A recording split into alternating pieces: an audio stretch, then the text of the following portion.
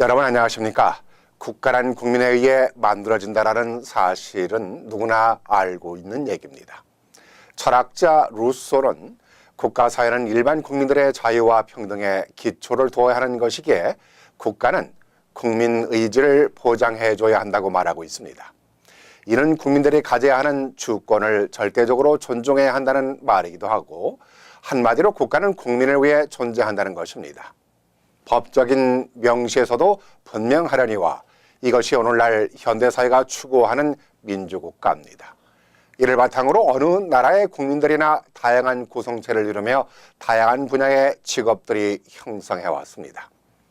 1차 산업에서 시작된 인간 사이의 직업은 단순했습니다마는 4차 산업으로까지 이어지고 있는 오늘날의 직업은 헤아릴 수 없이 많습니다.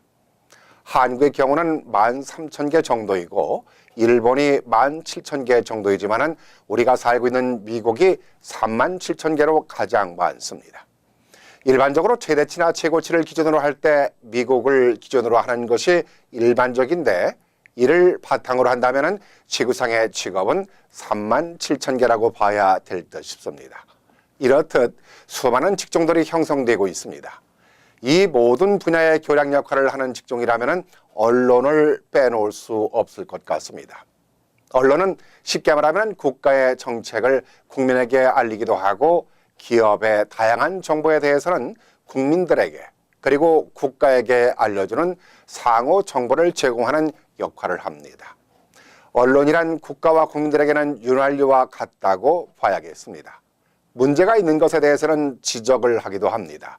지적이란 권력과 부패에 대한 견제와 균형을 만들어 주는 일이기도 합니다. 언론이 없다면 권력자들은 부정과 부패를 저질러도 국민들이 알 길이 없습니다.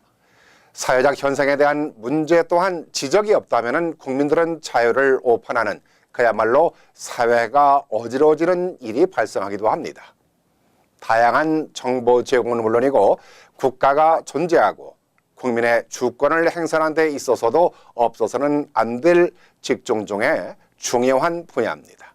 그렇기 때문에 언론에 종사하는 사람들은 청렴하고 정직해야 합니다. 사실을 알려야 하고 정의를 대변하는 직업이기 때문입니다. 언론이 부패하거나 언론의 자유가 통제되면 국가가 부패해진다고 했습니다. 부패한 나라들이 그래왔고 지금도 그렇듯이 한국에서 일어나고 있는 수많은 사건들이 이제서야 나타나고 있는 것도 같은 맥락이라고 볼 수 있습니다.